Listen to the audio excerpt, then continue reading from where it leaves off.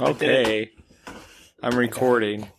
Tim, I'm positive there's like a half-second delay between you and I because every time you say the numbers, you're like right after I say them. Yeah, that's the latency. Wow.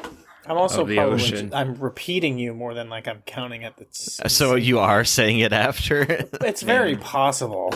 But yeah. But also, I'm hitting record when I hear you say it. So. Right. Well,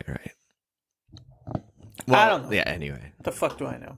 sometimes I do like readjust the track by that little half second. Again, this is like shit that only probably matters. You to should me. do that. I mean, you should line it up. But yeah, anyway. I mean, lined up, but like I look down to like where I'm like, this seems like a negligible amount off. Yeah, and I get all OCD about it. Could just purposely like off center it even more. So then get things a bit more out of sync. We're not talking over each other enough. Let's put this into fucking overdrive. Add some like unnecessarily long pauses in places that obviously shouldn't have them, and like That's good. Yeah, I like that. splice audio on top of other audio. You're basically talking about anti-editing. Like you do it's everything. That's the opposite of everything I do. Like, Yeah. the majority of editing for me is just like cutting silences, even if they're like not even that noticeable, just to like speed things up, just to help out guys listening to in like 4 times speed, like Tim. Exactly. I do listen. I'm a 2Xer these days. Oh, you're not 4. You said you would at listen 4. to 4 if your phone could handle it, I think is what you said. Yes, I'm at 3 because 3. phones cannot handle faster than 3x. I was at 1.5 for a long time, but graduated 5? 1.5. 1.5. Oh, okay. I graduated to 2 fairly recently, and sometimes even my normal media consumption, like TV and movies, if I'm just watching by myself and not with others, I'll just go ahead and speed up to 2x. Yeah. Mm-hmm. Yep.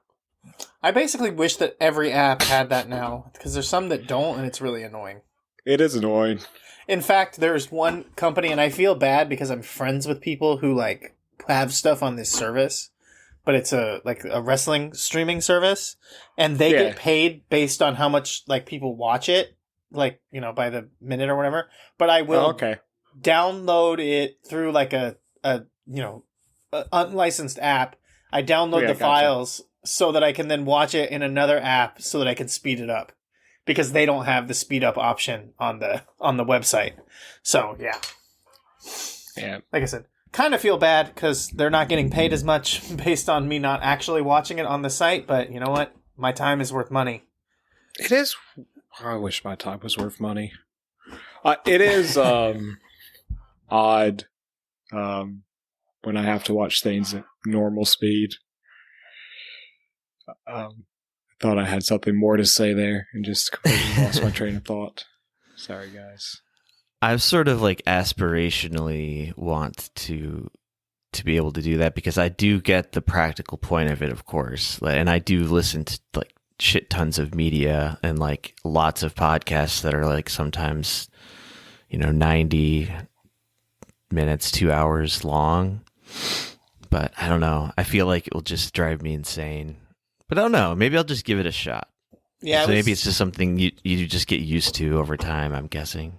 I was driven a little bit crazy today because I was trying to listen to this podcast that was 5 hours long, and I could not get this app that I used to download stuff off of YouTube on my phone to work properly because it was a live stream. So I was just watching it on YouTube, and YouTube only lets you get to 2x speed. So, only 2. Yeah, so I had to listen to like a 5-hour podcast on only 2x speed. It was a nightmare. Oh, that's awful. Yeah. I thought this was the fucking future. I guess not. I mean, you could just go to the dark side and plug it into ChatGPT and tell it to summarize what they said in the 5 hours. And it'll write you out one little paragraph of what the gist of it was about. That's what I do with Heat Death podcast now. Yeah. Perfect. Send me those summaries. I'm very curious to see what they turn out as. Anyway, what's going on? I don't know. I was gonna say something, but I think the time has passed. So are we going to do questions to ask a girl? Yeah. However we want to phrase that, yeah. 202 philosophical questions. I'm kind of just scrolling through the chat from like the last week because I was thinking about just maybe going over a few things like briefly, like sincerely, briefly, sure. And then getting into it because I don't know. But I don't know. I'm thinking about it. A lot of this stuff is like fucking depressing. Yes. I would say we can skip it. Yeah, some of it's funny. Okay. Russell Brand becoming a Christian. I don't know what to say about that, though, really. Nah, there's not much to say. It's just funny. He's funny to look at. Vince McMahon became a Christian? No, Russell Brand. Oh, Russell Very Brand. different guys. Both rapists, though. I actually heard a Russell Brand. Oh. Russell Brand. Russell Brand, he was Me Too, right? For being a rapist. Yeah. That's a good reason to Me Too somebody, honestly. Top of the list, really. Like if you're going to be ousted from society, rape is a good one. I think you should be banished for being cringe, y'all. But that's just me. That's why I live in South Korea now. Because you've been banished. I was banished for being cringe. Oh, okay. That's not why you're here. I mean, I guess if you really boil it down, yeah, sort of self-banished. And Tim, your background makes me so hungry. Good. I'm a hungry person to begin with. That's how he intimidates his opponents. Yeah. It's isn't it? It's breakfast time there, right? Yeah. Perfect. I mean, it's 12. Some people consider it lunch, but I would, yeah. All right. Should we just get into it? We'll see what happens. Yeah. I suppose. Okay. I haven't followed anything about the news other than, like, I guess there's that whole movement to abstain from voting for Biden. You didn't hear about the self-immolation in front of the Israeli embassy? That's where you light yourself on fire, right? Yeah. Nope. Really? Damn, you really are not paying attention to the news then. I give up. That's pretty big news, right? I mean, it was like national news. They couldn't ignore it. Are you muted, Tim? Tim, I think you're muted. Yeah, I'm definitely muted. I would say big big news means like consequential, and I would say it wasn't big news, but it was very widely disseminated, I guess would make I don't know how do you describe that? Well, it was like culturally relevant. Was it like all over? Yeah, everyone was talking about it. Yes, it's all over X 100%. I deleted my X app. Sure, yeah, that's smart. That's probably the reason you didn't see it then, because that's mainly where I saw it. Yeah, they're not going to talk about it on the news, you know. Well, actually, that's not true. Like all the fucking like political YouTube channels I subscribe to were all covering it. So I haven't. Anyway. That's not the news. That's political YouTube channels again. So I'm saying I don't think they would talk about it on the news. Although I don't. They know. did. I've seen the clips, man. And the thing is like most of them were like they're taking the angle of he's just troubled and killed himself. And so he did yell out "Free Palestine," but that was like a side effect. Right. That's not why he did it. That is a sign of being troubled. Mm-hmm. He was an Air Force guy, like. And he was like in full I was gonna say costume fatigues and he stood in front of the Israeli embassy in DC and lit himself on fire and was just screaming "Free Palestine" until he passed out and honestly and I thought it was pretty based, if I do say so myself. I mean, it's tragic, but it's like the most righteous kind of tragedy, I would say. Sure. I thought it was cool, and I think that it's honorable, and more people should do it. I saw people taking the tact that it's dangerous to valorize it because other people are going to do it, and I say, good on you, go for it. If you've got the convictions to light yourself on fire for a cause, do it. Yeah, I agree. Yeah, I mean, I agree generally. I don't know if I'd just be like, anyone who feels like killing themselves, yell out "Free Palestine!" Like and light yourself on fire. I'm saying if it self-immolate. Right. Right. I guess, and that's a big point that people were bringing up in the debate on that whole thing. It was like, self-immolation is so rare, and it's almost exclusively done to like prove a point. It's not like your standard suicide. You do not do it because you're mentally disturbed. No, I mean, I don't know. I guess you could argue you'd have to be to do it, but I don't know.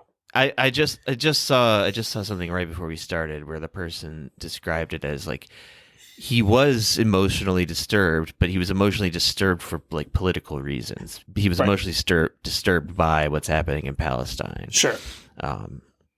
It wasn't like, oh, he went off his Lexapro and lit himself on fire. Yeah, that's not happening. It just so happened to be screaming "Free Palestine." Right. Being a part of the industrial war complex and probably not having much control over actions that he had to take can lead people to, take drastic actions to try to change things. And we could say pretty much everyone is complicit to some degree, right? But his whole thing was he didn't want to be complicit in genocide anymore. And if anyone's really complicit, for sure, it's people actually joined up into the United States military. So, and taxpayers. Well, sure, but I'm saying he's one step less removed from it than just a taxpayer. Yeah. It's it's, I don't know. But the craziest thing though was the security guard for the Israeli embassy. The entire time this guy is on engulfed fire? In flames, is holding a fucking pistol at this guy 5 feet away, just stay on fire, down dude. The flames. Stay on fire, bro. Stop, drop, and roll. Stop, drop, and roll, motherfucker. It was obviously not out of concern for the person. Obviously, because one of the other people that was around literally yelled out, "We don't need guns, we need fire extinguishers." And he just kept standing there, aiming his gun like a little fucking bitch. Cowardly ass bitch. "I will kinetically reconfigure your flaming ass." But then even worse, when he was just basically a pile of smoking corpse, still holding the fucking gun at this immobile. Yeah, he could be one of those fire zombies I've been reading about. Yeah. He could have reanimated at any moment, okay? It's true. You gotta think with the kind of not inhumane, although those two, inhuman acts that are being, perpetrated by Israel right now, that they're open to the idea of something out of the question like that could happen, Yeah. This guy could come back to life. Look at what we're doing. Anything is possible. Within 2 weeks, we're gonna find out they've been calling Palestinians walkers for the last 75 years. Right. So yeah, that was a big story was since the last recording. On the lighter side, it was you get it. Yeah, Did that's you get the on joke? The lighter side. Did you get the joke? Use the lighter to set himself on fire, like a Bic. Yeah. Or a Zippo. I think it's, I mean, he was in the service, so he might have had a tactical Zippo of some kind. A torch. All right. Here's the true lighter side, and then we can maybe just get into it for real. This tweet was really funny, so let me paint you a word picture here. My favorite audience. Someone I follow on Twitter I'll shout them out, I suppose. Dylan, Palestine flag, at Dylan Tweetin. I think I follow this person, or I don't know. Anyway, I saw this for some reason. His name should be Dill Tweetin, like Will Wheaton, but it's Dill Tweetin. That's what you should be. Tell him to change the name. Anyways, Deep Star Trek ref, or something. I thought that guy was just known for having good politics. Star Trek. What the fuck is that? He was on Star Trek when he was a little kid. Well, yeah, that's all I know. And he's Chris Hardwick's best friend. Hold up. Pause.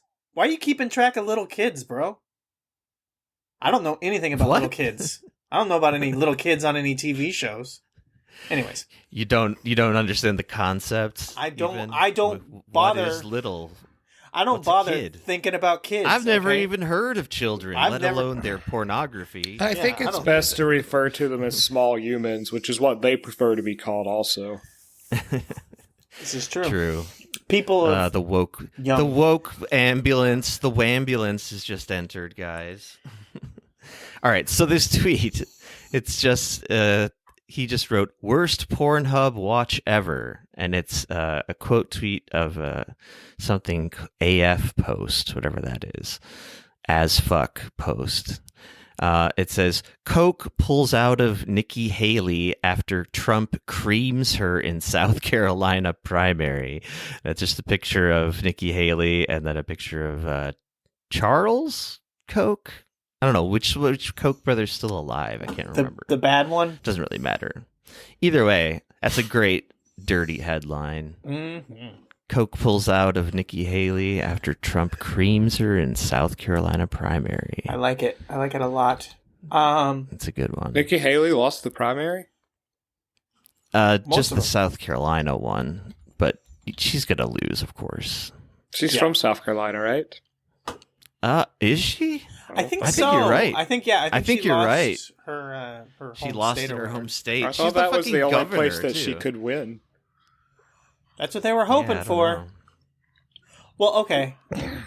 It's a shame. I wanted a strong female president. Yeah, I agree. Sorry. Go ahead. Well, I guess this is turning into the like I said, brief news segment. So wait, hold on. Okay, hold on. Before you move on, then I was letting you finish. I will piggyback off of that related tweet. I don't know if I sent you this one, but this is same thing from you. This is just from a random account, maybe, maybe not. The Twitter username is Jody for Nikki Haley while her husband is overseas. So you get the joke, and it's connected to Nikki Haley. The @ is Sean McCarthy Calm. I don't know if this is actually Sean McCarthy's real account. I think it might actually be. From the Out for Smokes pod. I think you're familiar with him. You maybe follow that, or I thought you did, Josh. No, I don't. Is that Paul McCarthy's son? Yeah, no. That's Paul McCarthy. Paul famous McCarthy. Beatle. Yeah. I think you're thinking of Sean Lennon, which is John Lennon's kid. Anyways, screen cap of some kind of data from, are you familiar with Ayla Girl? Ayla Girl posted some kind of infographic, I guess maybe to her patrons, of the information, the data that she collected for her birthday gangbang. And this is the screen cap that they have says 37 penetrated Ayla. 17 came in Ayla. 5 came in a fluffer. 15 didn't come. So talking about cream pieing and Nikki Haley. So this is, I don't know if you guys again are familiar, and stats as well. It all connects. Are you familiar with Ayla Girl? She's kind of known for basically being like one of these like neo-rationalists who posts like annoying poll questions that are like, like, would you rather be, XYZ, and then like it has an answer plus like your gender plus your age or whatever. So it's like, yes, man, 30 to 40. No, woman. Like she's doing like statistical analysis. But the other part of her whole thing is that she like posts on OnlyFans or whatever. So she like, and then does stuff like has like a gangbang with all of her followers. But, she's like selects, who gets to come and all this stuff. So literally and figuratively, both all around. So yeah, so she did some of her textbook data analysis on dudes fucking her for her birthday gangbang. She's also she goes viral every now and then because like on Twitter, she'll post, and this is just it's crazy because she milks this one like fucking to the hilt. It will go viral 3 or 4 times a year. Her posting something about how infrequently she showers or bathes in general. And for some reason, like I said, 3 or 4 times a year, it will get picked up by some part of Twitter and go viral again. Someone being like, "Can you believe this bitch says she hasn't showered in a month?"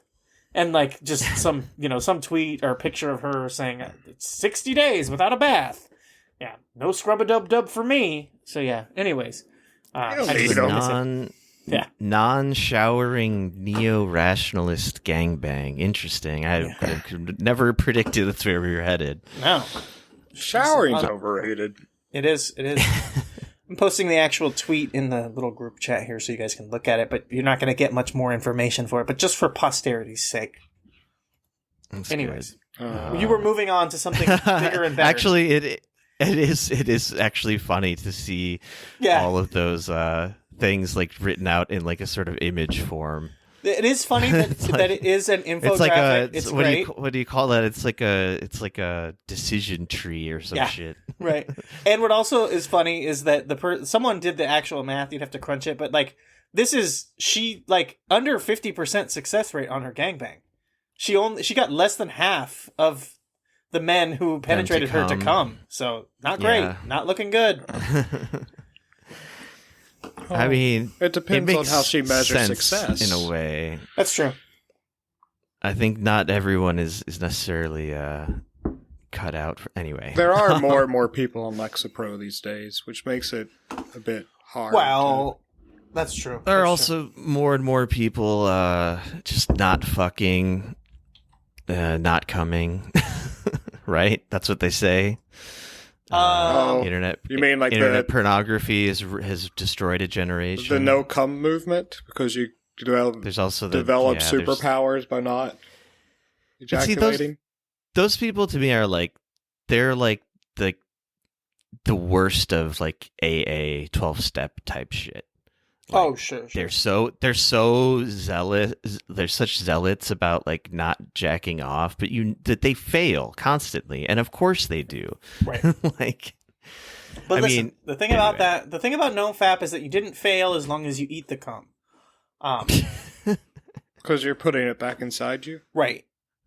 Right. It never happened. Retention. It's semen retention. As long as you keep the semen. It's like the 5-second rule as well. Yeah. Yeah. You could apply the 5-second rule on top of the ingest it and that didn't happen rule. I find you just syringe it back into your pee hole and things are a little better. Oh. Yikes. I was going to bring up no segue that I could think of at the top of my head. No. Speaking of jerk-offs, I guess. Yeah. Gavin Newsom is apparently I like to call him Gavin Big Nuisance. I like to call him Gavin Nuisance. Anyways. Gavin Nuisance, that's good. It's up there with like Orange Mussolini. Yes. I like Mango Mussolini as well. Slightly better. Yeah. Yeah. What could you do with Persimmon Pol Pot? That's pretty good. I like that. It also works because, like, culturally, persimmons are popular in Asian countries. True. No. No, but Gavin Newsom, breaking news, is in the pocket of Big Bread, or specifically Big Panera. Yeah, this feels like a dangerous carve out. Because as you point out, continue. Well, it's very weird. I mean, literally resident of California and resident of the podcast California Expert, Tim, you may have some thoughts on this. Did you read this thing? I skimmed it. I did read a bit of it. I mean, feel free to I didn't get jump in and too deep, but I didn't really either. I just basically saw kind of the overview. I feel like go ahead. Well, essentially, it's just this. It's like there's this new fast food wage bill. It's actually not even that new. Is this an old article? Did I find an old article? The article is not that old. It's from it's not 2 days ago. From yesterday. But the bill is old because this has been pushed for a while. And it's September 2022 they signed this bill. Yeah. But it basically is like it's supposed to eventually raise the minimum wage to $22 an hour, or I think that's what it's supposed to be doing right now. Right. We've been progressing through it. Yeah. It's very like targeted though. This is not like a statewide thing. It's specifically aimed at like fast food chains. Right. And Los Angeles has a bill and a similar progression thing that's moving faster and is citywide. It covers the entire county. So yeah. Well, I guess it covers any chain restaurant in California that has over 100 locations in the U.S. like total, except for any establishments that sell bread as a standalone item. Which, again, is like an incredibly just easy loophole to walk right through, because basically every restaurant has some kind of bread. All they have to do now is just make a separate item to sell it on its own. Yeah, they just have to change it on the menu. You could be like, I'll have the quarter pounder with cheese only bun, please. Yeah. And like, well, yeah, McDonald's just has to offer buns. Like, you can buy just buns, and then now they don't count, right? So it's pretty easy, yes. And like Subway already does that, right? Anyways, continue. Sorry. Subway does that? Yeah, Subway you can buy just bread. If you want to buy. So they're obviously exempt too then. Yeah, they already are. But the reason Panera comes up, I guess, is because they just donated a bunch of money to Newsom in particular. Yes. So it looks like some standard political collusion. To be fair, Panera Bread donating a bunch of money to Gavin Newsom, I mean, it looks bad that they did that and then this connected. But you have to also keep in mind that, like, here in California at least, I don't know about the rest of the world, Panera Bread is very popular with teenage girls. And Gavin Newsom is very much like he has the vibe of like a teenage girl. So I think Panera Bread is they're just supporting him because he's very girly pop coded. So they're just like, we're going to give money to the guy who really, represents our brand. So, these things go hand in hand. I like this theory. You could also just say like all of these various, like large corporations tend to donate to all kinds of politicians all over the place from like every side of the aisle or whatever too. So it honestly could just be a sort of like happy coincidence for Panera. You could say they're hedging their bets. So it doesn't matter who wins. Right. Well, yeah. I mean, they all do that. I mean, like Goldman Sachs donates like, it's like, well, we'll give Obama like $1 million more than we'll give to whoever's running the Republican Party. Was that slightly more likely? Was that like a Freudian slip because we're talking about food and you're hungry, or did you do that intentionally because you said it a meal, like a meal, Yen? You said it. Was that? I didn't mean to. It just slipped out because we're talking about food and you're hungry, I think is what it is. Yeah, I mean, I'm literally staring at the word part of the sausage making of politics. I do miss that wonderful French onion bread bowl from Panera Bread that I loved when I was a teenage girl. Takes me back. It is pretty good. Like this, how the sausage is made, talking about pork politics. This is pretty good stuff. 20 years ago, how fucking old am I? Panera Bread used to be by far, at least where I grew up, by far the best place for dumpster diving. Because they just throw out all their bread at the end of the night. And it was so easy to break into their dumpster. I just come home and freeze up so much damn bread. That place like fed me for like a year. Yeah. Leave my shitty job at Books A Million, walk to Panera Bread, dumpster dive, go home, have bread forever. Panera Bread was bread good forever. The American dream. Yes.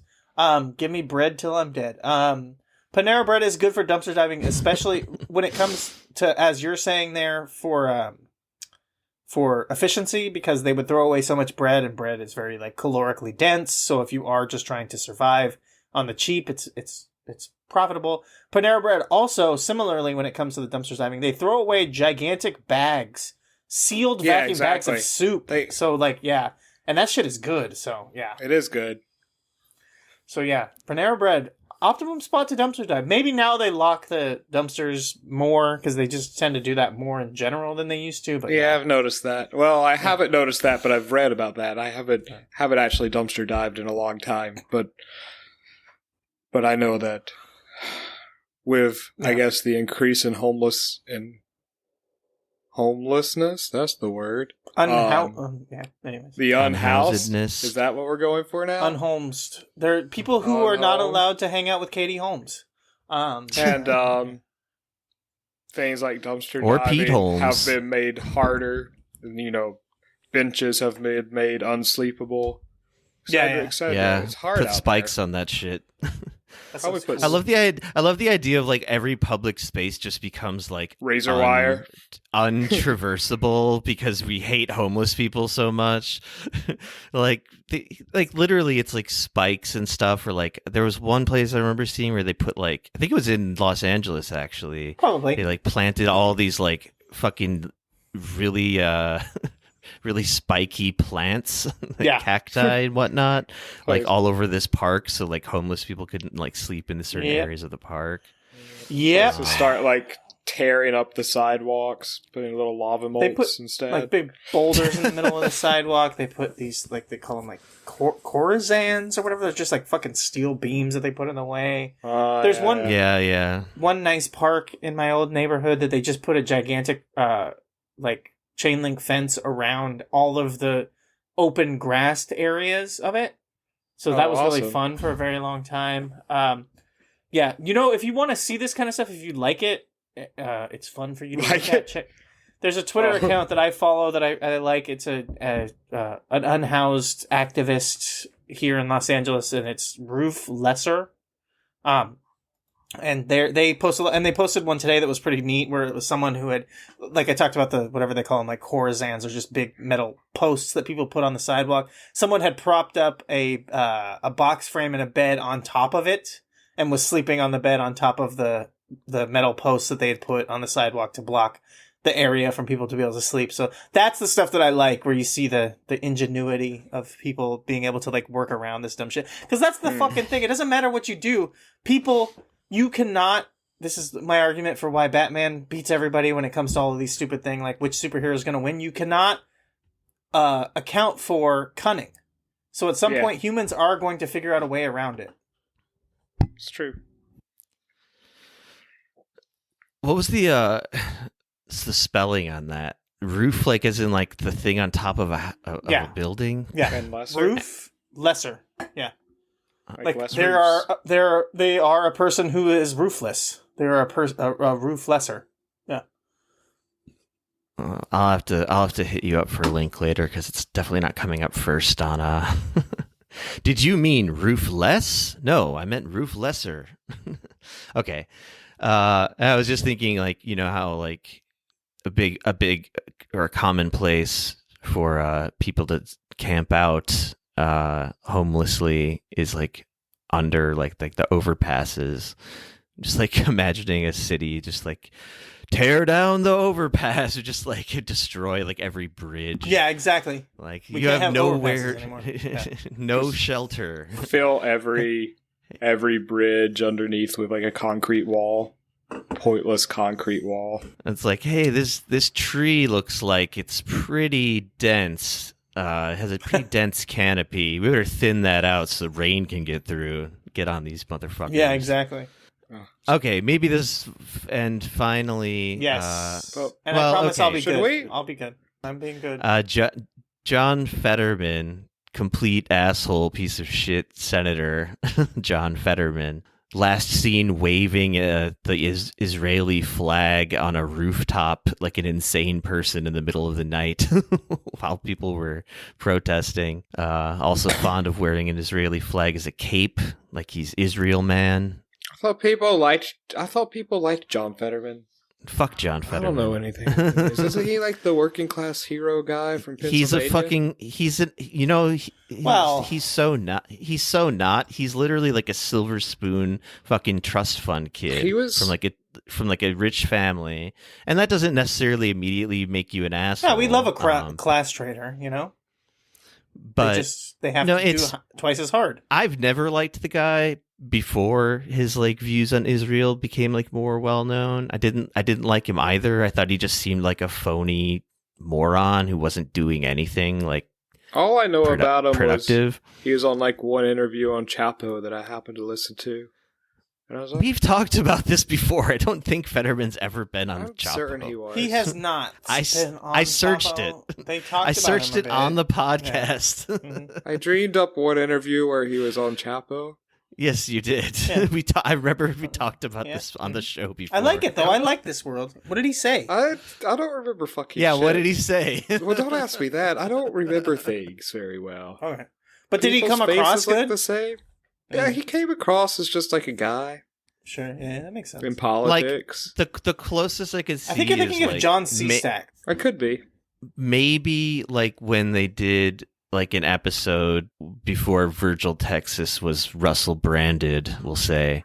When they used to do those episodes, I forget what they called them now, but in the garage or whatever. Yeah. That was called the Beltway Garage, and it used to be my favorite episodes of the fucking show. The wonkery episodes, which were they were my favorite too. I could see them talking about John Fetterman, like, and saying like he's the better of the candidates running in that. Oh, race. Virgil definitely liked him a lot.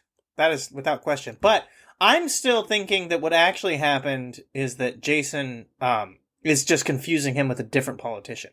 I think it was Joe. Too. I think it was Joe Sleestacks. You know what I'm talking about?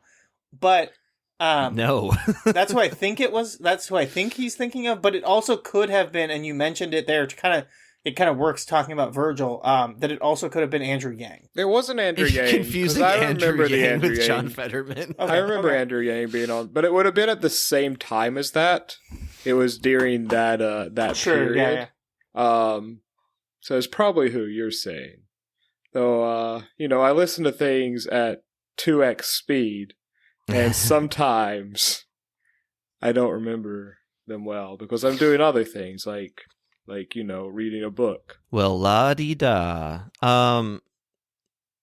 So, John Fetterman. I can read. Okay, thanks. John Fetterman, his most recent fucking like foot in his mouth moment is so he's been getting like dragged by, let's say, the left for his stance on Israel of late, and he's like really like he's a real zealot about it too. He's not just kind of like both sides. I feel bad for everybody. No, he's just like Israel rules. But anyway, this isn't about Israel. But when you take what he's been saying about Israel into account, this makes him look like even more petty and stupid and like has his priorities totally out of whack. So what he's reacting to here on Twitter is that Lauren Boebert, our favorite vaping, being groped and groping mutually in a showing of Beetlejuice, the musical politician. What else did she do? She owned that fucking trashy restaurant where everybody has guns out. And they gave people botulism. Shooters or something. Yeah, it was called Shooters. Yeah. It gave people botulism. It's bad.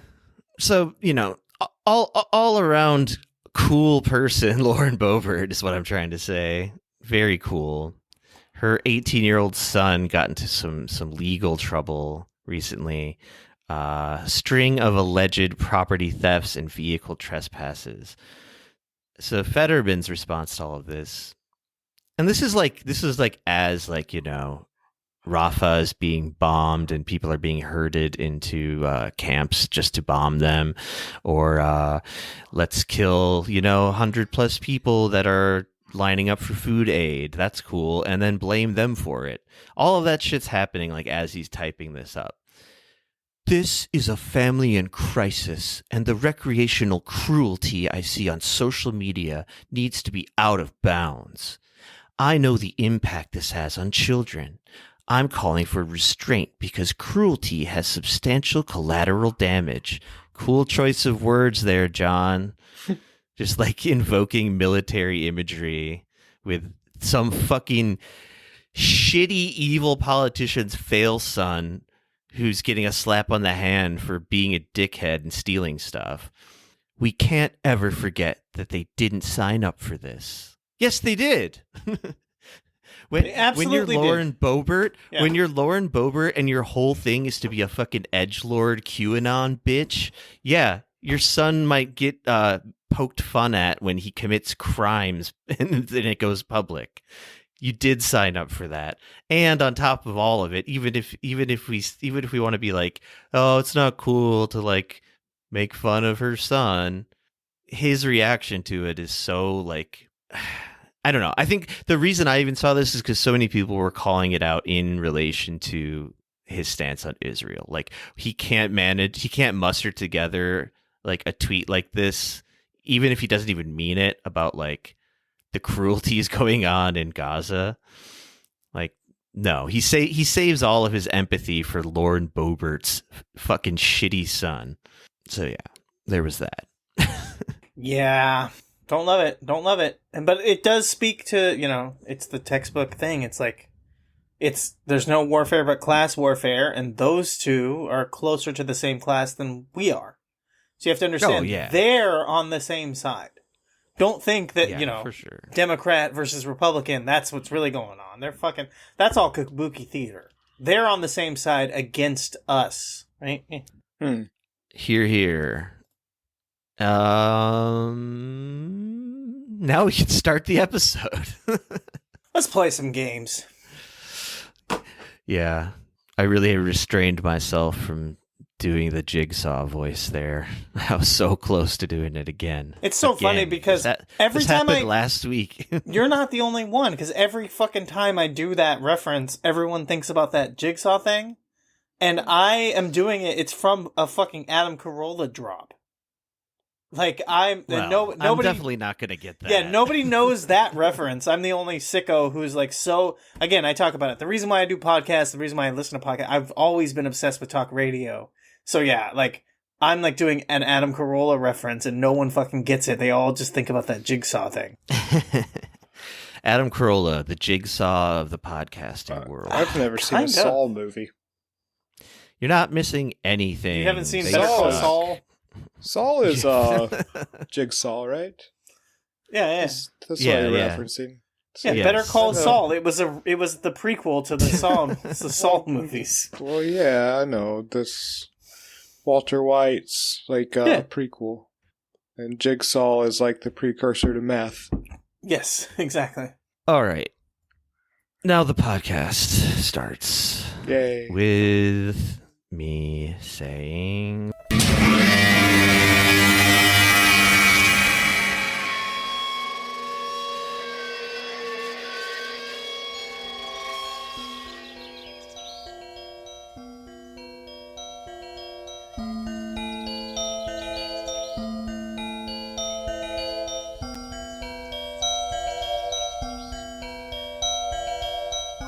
He walked out in the gray light and stood, and he saw for a brief moment the absolute truth of the world. The cold, relentless circling of the intestate earth. Darkness implacable. The blind dogs of the sun in their running. The crushing black vacuum of the universe. And somewhere 200 animals trembling like ground foxes in their cover. Borrowed time and borrowed world and borrowed eyes with which to sorrow it.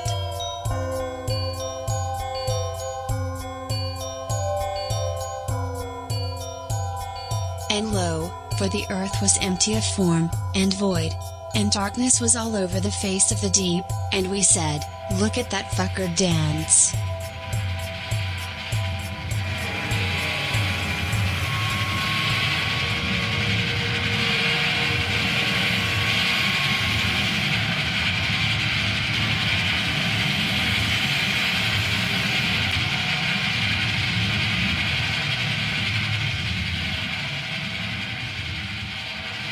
Welcome to Heat Death of the Universe, a podcast that's crying out against Joe Biden's betrayal of Israel in the form of unconditional and virtually infinite military, financial, propagandistic, and political support.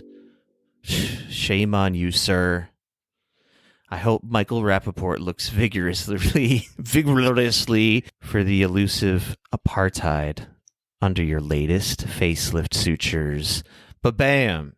It is 12:38 p.m. Saturday afternoon, March 2nd, Korea Standard Time, year of our Lord K-Hole Crab Walking Dasha Necrophilia 2024. This is Josh's voice saying that this is Josh's voice. And all the way the hell over there in Los Angeles, California's gold. Tim, more Buckley, less Curry, Buechner. Ooh. I'm running out of famous Tims. I like that one. I've used all of them, I think, now. Yeah. I did like that one. There's more. There's other Tims. You got Tim McVeigh. I like that one. Ooh, that is a good one. Yeah. Anyways. I've used like 6, though, already. I know. So. You're There's getting it. Tiny the Tim. only... there is Tiny Tiny Tim, good one. But welcome back once again to the only podcast that's willing to ask the question. Keith guessing? No. Get back to me when he's got the facts. I want the answers. Keith, obviously, famously, the younger brother of Masha from last week. Josh. Oh, is it? Yeah, it is. Yeah, obviously, you don't know that. But yeah. How you doing today? I'm good. And today we've got special guests, Jason Newland, everybody. Welcome to the studio, to the set. Oh, I love the new studio. Can't believe you guys got the money to put this together. Yeah, we put in like actual clouds, giant slabs of meat. It's great using these Vision Pro goggles. It's like we're all in the same room together. Man, those shits are fucking so stupid. I saw, or at least the uses I've seen of them so far, which is pretty limited, I guess. Watching porn? But no, it was like someone was using them to like have 2 different timers going on the food they were cooking on their stovetop. It's like you could do that with almost anything. Sure. But it was like, I wear this big fucking headset on my head while I'm making spaghetti. It's like I just time things in my head like a regular person. Yeah. I have multiple countdowns inside of my head at a time. I'm going, okay, 1, 2, Yeah. 3. And I'm counting, and I have a couple, like, another one is going 1, 2, 3, and this one's like 7, 8, 9. Okay. And I keep them all going at the same time, right? And you got one podcast in each ear playing at different speeds. Yeah, when you're doing, and then also you've got the TikTok where you can, it's like, it's a car that's driving up and down a ramp and it's crashing. It's obviously this is a video game. Yeah, that's important. Yeah. Yeah, and then on the other half of the screen, it's like it's the season 6, episode 14 of the Lifetime TV special that's about a child with autism and the mom who's getting arrested for embezzlement. Yeah. We all do that. The Christmas special. Yeah, exactly. I don't know about you freaks. I just carry a very large analog metronome wherever I go, but that's just me. You would do that. I would. I do that. You've seen it. Come on. How do you miss that? It's like 3 feet tall. You can't deny when you've seen another man's metronome. Yeah. Never click another man's metronome. Trying to work in a Batman 89 reference here. It's not working. I know the way that thing swang. In parentheses, your metronome. Give me bread till I'm dead. That was a good one, Tim. Thank you. Give you post facto credit. Today is mainline episode 200 of the podcast, so we figured we'd try to do something a little different, even though we did just do like 40 minutes on news items. But yeah, so what we're gonna do, mainline episode 200, and we're all gonna mainline 200 milligrams of black tar heroin. Everyone ready? We're Can't gonna wait. zonk the fuck out. Let's do this. Sounds good. It's going to be a long episode. It's a quiet one, but long. Yes. We will record the whole thing. While we prepare our works for that, while we cook up our rigs, the other conceit to the 200th episode. I don't know. It was just like a coincidence that I like scrolled by something that was like 200 questions to get to know someone, and then Tim and I were talking about episode 200, and I think we had also talked about how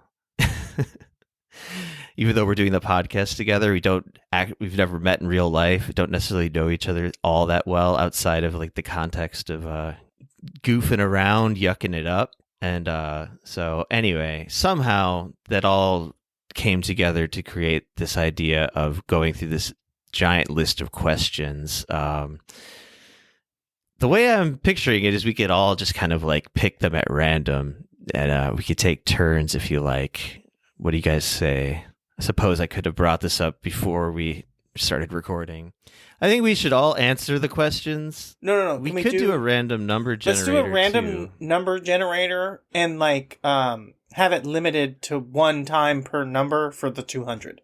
I think would be the best way to do it, honestly, so we don't keep hitting the same questions. It's 204 questions also. That's okay. I don't know if this is part of the podcast or if this is behind the scenes. But Are you looking at the link that I sent you? Yeah. Oh, you're right. It is 204. Yeah. What the hell? Yeah. It says 200. Anyway. Never question me. Anyways. Just a moment. Yeah.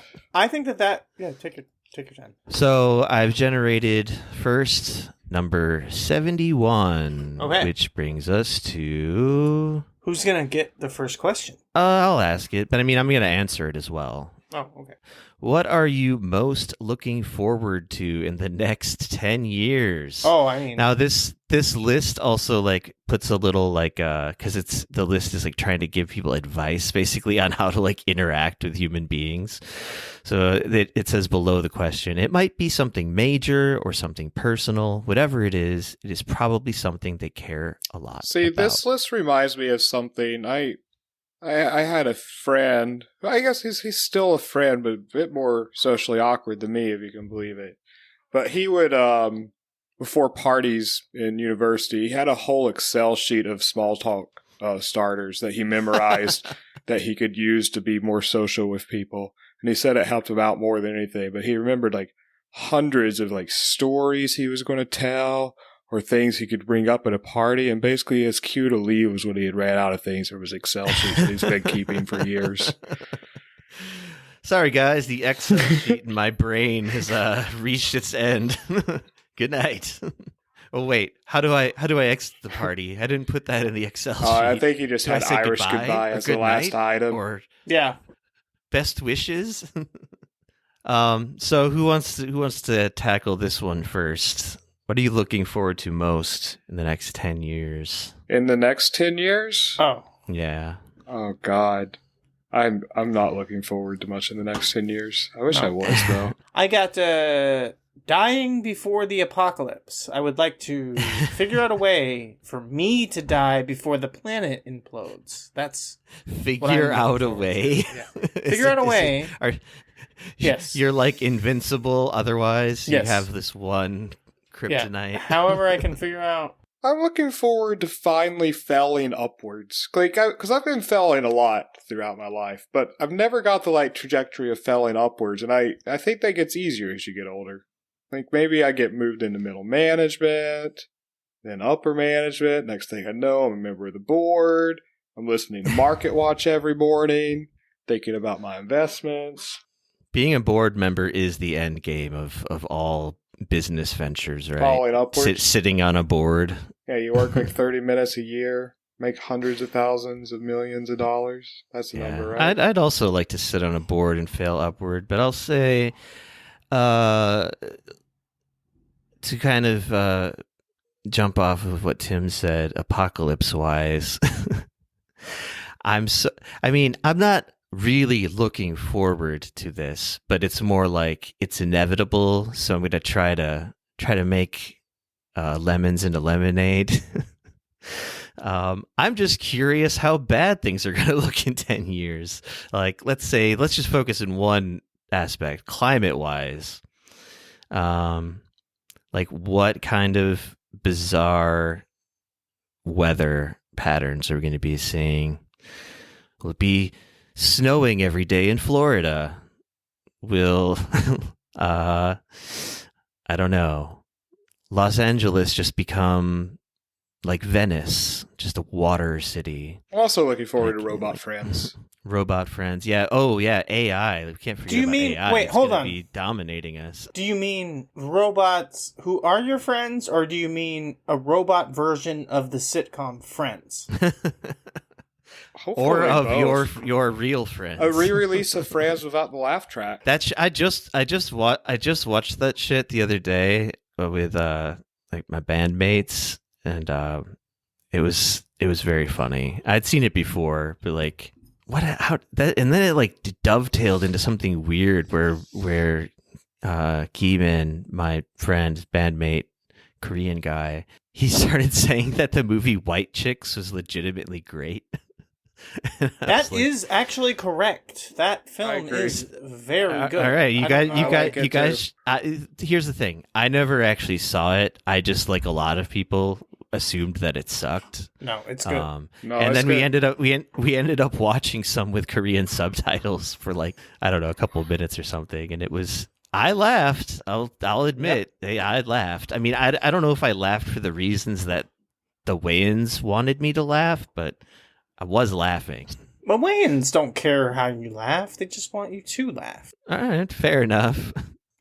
Generate. 69. Ha ha ha. What state or country do you never want to go back to? Good one. America, California.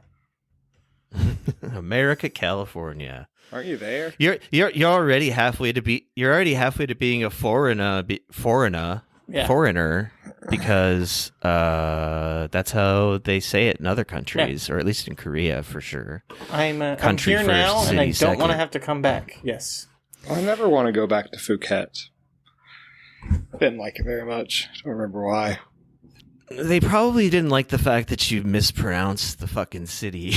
It's pronounced it's fuck it. Phuket. Okay, fuck it, right. Phuket. Fuck it. Like doo-doo. Like doo-doo ass. Phuket. Okay. Why? What was wrong with Phuket? I've heard that's a cool place. I've heard it's like nicer than like nasty old Bangkok. I didn't have much fun there. Okay, right. Josh, Phuket is one thing, but I'm not going to fall for this trick. Like, I believe that there's a city called, like, fuck it, but I do not believe that there's a city called Bangkok. Well, I mean, it's pronounced that way in American English only. Like, everyone else says it differently, I'm pretty sure. Koreans say it differently for sure. But yeah, you're right. It's a fake city that I've just invented. It's true. Actually, just laughing at names of places in Thailand. Other bandmate of mine, Jude, he said one of his favorite places on Earth is this little island in Thailand called Phi Phi. So there, we've got Phi Phi, fuck it, Bangkok. I like that. I think you did it out of order, though. What is the right order? Correct me. I think that you would probably you would Bangkok first, then you would fuck it, and then you would have to pee to get the the remnants out of your canal. Yep, that's the. I think fuck it and Bangkok could be interchangeable, right? Sure, but I'm gonna fuck it first, and then I'm gonna Bangkok. Once I you said it the other way. Once I run out of it to fuck, then I'm like, all right, I guess I'll just bang this cock. That's all we got left. Anyways. I mean, I'll try to be sort of serious with my answer.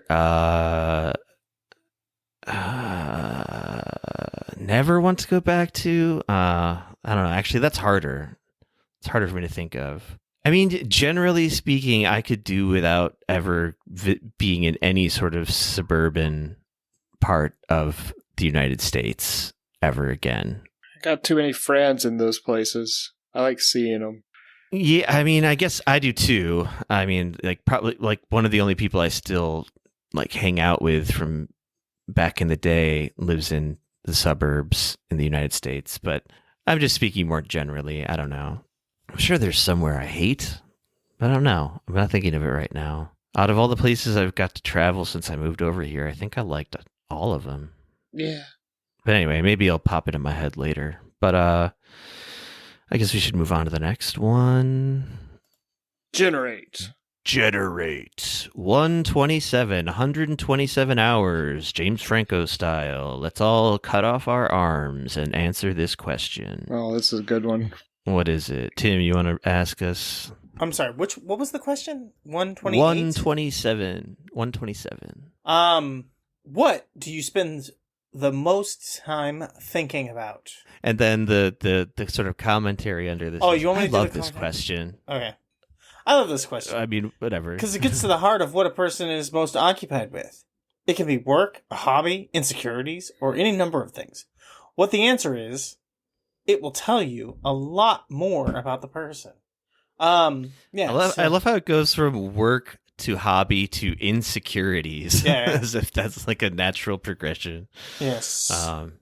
But I mean, it also is, yeah, I guess people get preoccupied with insecurities. That's true. That's not uncommon. Did I spend the most time thinking about? I think way too much about bad current events, I'll say. I find myself getting easily sucked into the vortex, the rabbit hole online with bad news. So that's not awesome, but it also feels like I should know about these things for some reason. So there's that. I guess I also think about the fact that I think about these things too much, or is it too much? That's one. Oh, I'm a fucking normie. I spend most of my time thinking about games. Yeah.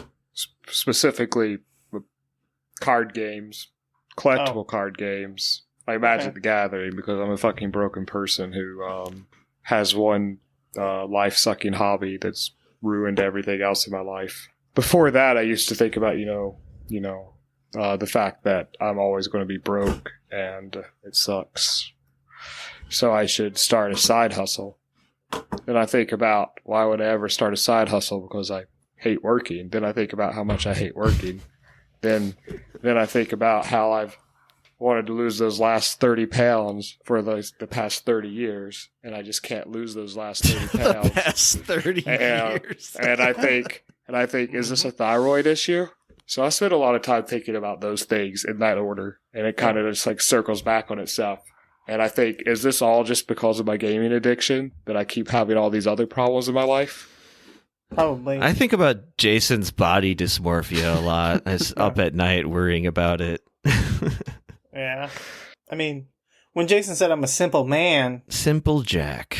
I just figured he would say, the thing that instantly popped in my head, and he said he's a simple man, because the thing I think about, because I'm a simple man, is the main thing I think about is I think about pussy. I'm just thinking about pussy all day and all night.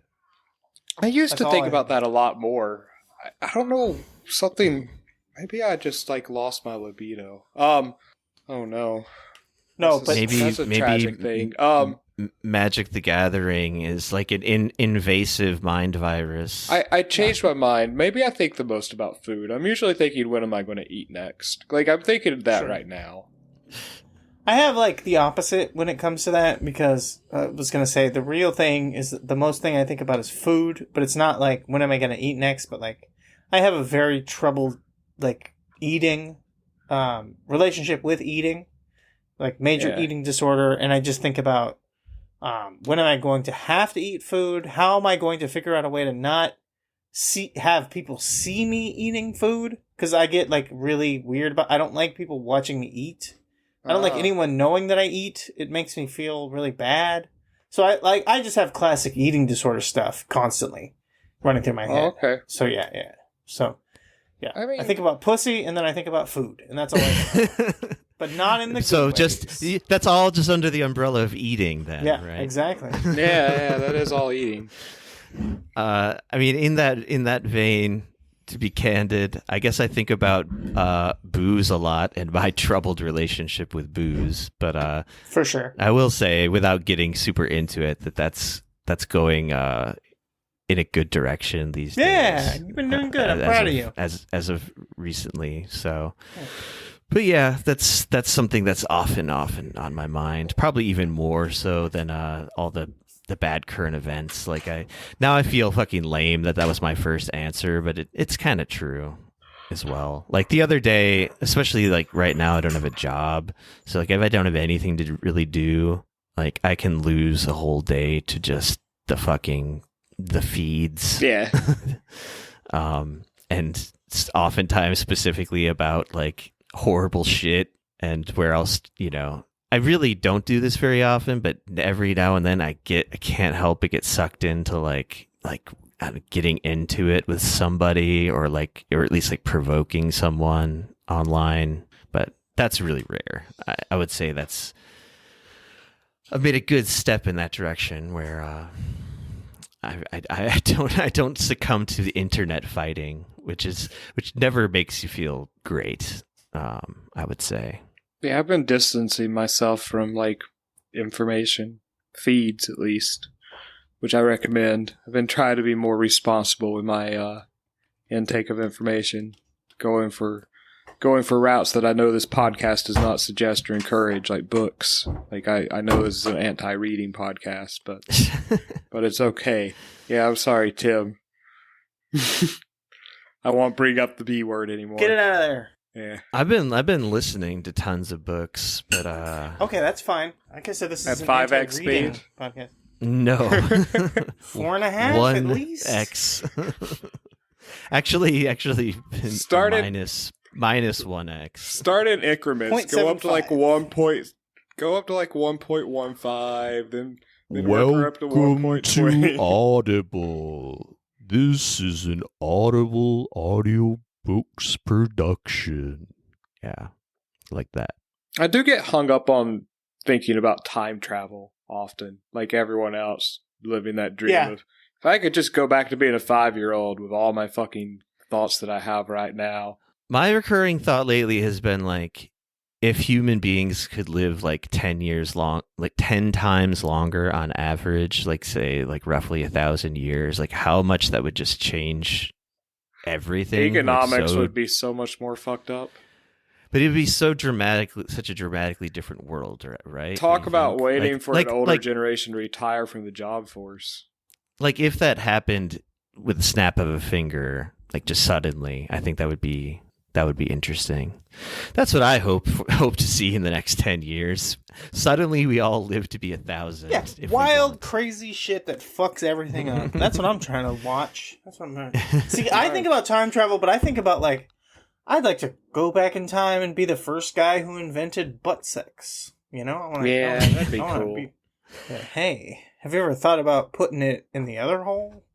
I guess now we're just like generating our own questions a little bit here, but like I would say time travel wise, if I could only choose the one direction, I would be way more curious to see the future. But well, I don't know, maybe not. I don't know. Future scares me too much. I'm a bit afraid of what that might look like. I don't think if I was this is the most high conversation suddenly, and I'm not high, so it's making me mad. I don't. But anyway, if I was gonna pick, and you could only go into the future, I don't think I would be, because you said you would want to see one direction moving forward. I don't think I would pick them because they're already kind of burnt out. I would probably pick a pop band that's like still like moving forward, or like still has something to produce. Anyways, you rascally devil, picking apart my words. All right, I just generated the next number. If we're ready, sure. And we're doing this all wrong. The idea was we're supposed to randomly generate and then ask the question and only one person answered. Okay, what's the number? No, I said everyone answers every question. All right. 13? If you want to. You don't have to. Whatever. It's just something to launch us into a little conversation. It's just a game. This is the fourth question now, which means I guess if we're rotating, it's back to me to ask it. What job would you be terrible at? Flipping the common question of their dream job, this question will help you find out what they think they're not good at, or at least what they dislike. That's not... What do you dislike? What are you not good at? Okay. Teaching. This is not the opposite, though. your dream job is the job that you wish you would have. That's not necessarily the same as like the opposite of that, which would be your nightmare job. This is the job that you think you'd be bad at, right? Okay. Yes. Right, but most people's dream job wouldn't be a job that they think they would be bad at. Sure, that's not what I'm saying. What I'm saying is my nightmare job is not necessarily the same as a job that I think I would be bad at, right? Yeah, that makes sense. Okay. To me. So I would You're be right, like, you're right. okay, what job do I think I would be bad at? I guess, I don't know, like, Most mechanical work.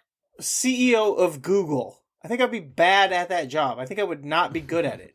It's not my nightmare job. Not me. Because sign me up. it's been I would be bad at proven it. that you can do that job with very little skill and you would still become a billionaire, right? So I'm like, fuck it, I'll do that. I'll do it. I'll do it bad, just like the current CEO of it. I will be terrible at it. I will not be effective, and I'll make a ton of money. Sign me up right now.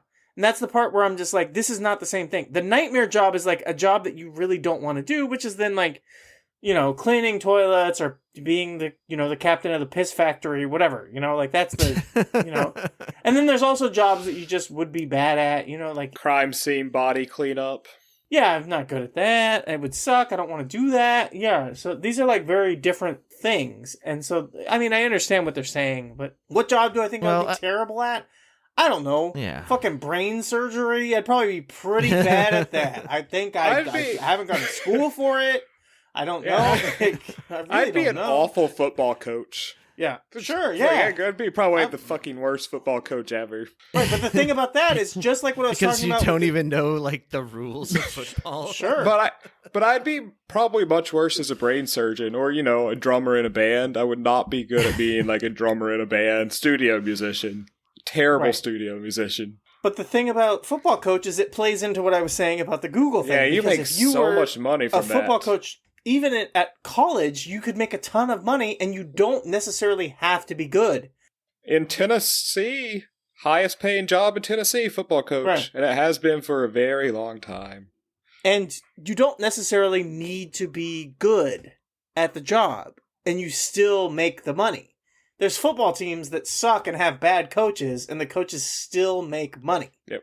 But So, I think you have to fuck it, I'll do know it. like anything about the sport of football. That's what your assistants are for. That's okay, and that's an assumption that you're making because the question. Greg, didn't what would ask you that. do in this situation? Yeah, that's what I'd do Yes. too, Greg. Yeah. Thanks, Greg. Greg, you're a good man, Greg, but you don't make the big bucks because you're gay. You're my assistant.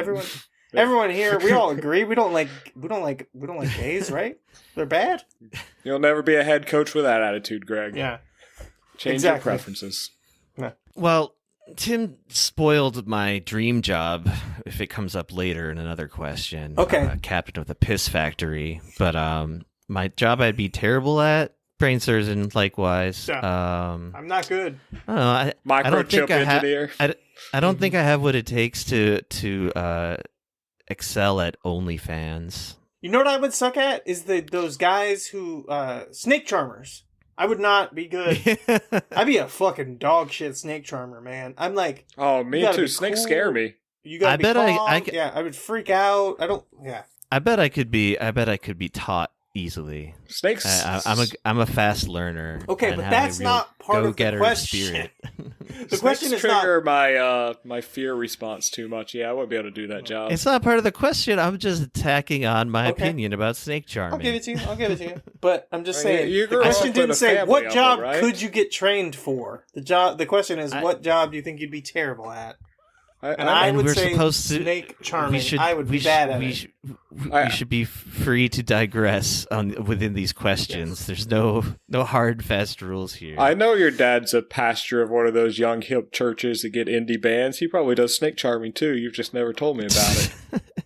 Why would he do snake charming? Isn't that one of the young hip Yeah, church he's things? touching serpents. Well, they do that. it's also not really young hip. I mean, I guess he does some of that shit too. He but, does snake I handling? did see.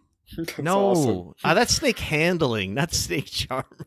Like hiding snakes in the choir books. Everyone, Yeah. open up to the choir number 127. Ha! There's snakes in the books. He busts out a little pan flute and summons them. That'd be cool. I saw a snake charmer when I got to go abroad. The first time I got to go abroad from Korea, and I went to Sri Lanka. And I'd like the to first see a day, couple broads in Korea. You know what I'm talking about? It's impossible. I like them. I find them attractive. I don't fetishize Asian women. You know, I find girls attractive. Yeah, I like them. Oh, yeah. For sure. A lot of them. Different kinds. It's just like I like So I trans saw girls. a snake I'm not a charmer chaser, once you in know? real life, you fucking perverts, and they tried to charge me $20 just to see them charm the snake, and I just like walked away laughing. So I was like, I already saw it. I got a Josh, free that's look. called a hand job. It's a bit offensive to call prostitutes snake charmers. Yep, that's true. It was kind of cool to see one in real life, but it was very much obviously a scam. And the guy got really mad at me and my friend because there was like nobody around. It was like a ghost town. We were in like the capital city of Sri Lanka. For some reason, it was very ghost town like at that time. And yeah, it was just like the two of us and no one else. Like it wasn't like a big crowd around this guy. It was just two white guys awkwardly staying in front of the snake charmer, refusing to give him money. Let's go to the next question. Oh, that's a good idea. Yeah. Generate 163. Should I do it? I'll do it. Okay. If you had to change your name, what would you change it to? J Tree? I gotta know. Yeah. What you looking for? I mean, I use a pseudonym online, but it's very fucking pretentious. I don't know if I would. I don't even know if I know how to pronounce it out loud, to be honest. But I thought it was clever so many years ago that I kept it. It just means literally name change in Latin. I don't know. I'd just go for some like pretentious name, like Francisco Morgan Banks, or just some bullshit. Sure. It's a good like that. one I off like the that. top of your head. Francisco Morgan Banks. Was From it the Bank Banks or family. Bakes? I said Banks because I want to be from the family that invented the bank. Invented the bank. So, Tyra's family. like, I don't care. Yeah, you don't. I we put can my whole move name on. out Yeah. there, you know, like you guys see the way I do on the internet. I don't care. Names Yeah, are I'm pretty stupid good and with my pointless. name, to be honest. Yeah, everything's fine. I don't really like my real last name that much, but I kind of just Who accepted cares? it. And also, I've heard people use it more often in the last 2 years because at previous teaching jobs, they don't call you like Mr. and then your last name. It's always like your first name and then teacher. So like Sure. Jason teacher. I'll make my students call me Mr. Jason David Newland teacher. Yeah, and salute you every time. Stand up when you walk in the room. How do you know? You were in the class. So I yeah, was always there. I don't. If I was the part of the question that's weird is it says if you had to or whatever. So it's like that you are forced to. If I was forced to, I'd probably end up coming up with something very stupid that would be like monster truck fart balls. But like otherwise, I would just not. I just had. I don't know if I changed it, but I just had a Twitter name that I did like was Rock Featherston. So I'd probably end up. Yeah, it's still that Rock Featherston. I'd probably do that because I think it's pretty cool. It sounds good. That sounds like a very woke porn name. Yeah, you know why I If that like makes it. any You know, sense. this is why I came up. Or it's. I mean, there's multiple layers to why I came up with it, but the part that I think is very funny about it is like it sounds, as you said, like a woke porn star name. It's like it's a dumb guy thing where it's like I'm like rock, but I'm also like a feather because you know also, I'm hard, but I'm also soft. It's like I'm hard, but I'm also soft because I'm like a rock But and a you're feather. sensitive and woke. Yeah, exactly. So that's why I like it because in my head I just think about this person saying it and being like it's very funny. Anyways. Okay, randomize 48. How do you relax after a hard day of work? The most dangerous game, hunting humans for sport. Yeah. Makes sense. Checks out. That's my first thought, but let me scan the old Mind Palace. I mean, for for many years, I would say just drink alcohol to excess. In excess. I try not to do that so much. Yes, IN. Yeah, like the band. X. Oh wait, that's the band. That's the guy who choked himself to death accidentally. Yeah. Right. Yeah. So that's my real answer. Autoerotic Autoerotic asphyxiations. Yeah. Okay. After a few drinks. Yeah. My answer is like weird. It's just like part of my whole fucked up brain thing. Is that I don't, because I'm pretty much always in the same headspace. I'm weird and I'm neurotic and stuff, but I'm never super tense, and I don't really have to like relax at the end of the day. Yeah, same. Watch TV, but I'd probably Hang do that out. even if I wasn't relaxing. Yeah. I don't know if I I've mean- ever had a hard day of work. Yeah, that's true. I've lived my life in a way to where I've tried to avoid that. Certainly not at your current job, which I know from working there. I've had a ton of different jobs, and Me doing too. different stuff, and I've always been the same. I've had jobs where I did physical labor.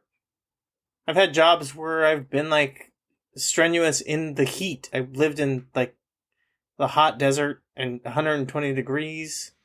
I've had jobs where you do really crucial. I mean, some people might think oh, the job I have right now feels really stressful. I've worked in the ER in a hospital. I've worked in what I do now, which is in oncology, cancer patients, people who are dying.